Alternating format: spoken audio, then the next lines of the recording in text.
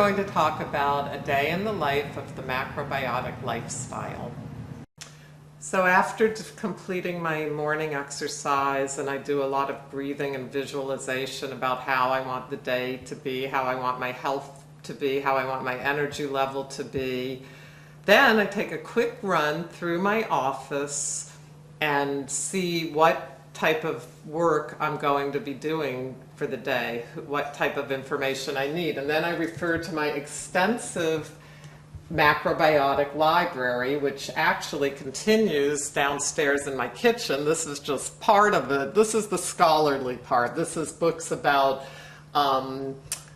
cancer survival, books about spirituality, books about visualization and positive thinking, the power of positive thinking. My nursing library, where I have all of my nursing books, my yoga and exercise section, where I have all of that type of thing, and then my specific macrobiotic section, where I have books on Oriental medicine and macrobiotic visual diagnosis.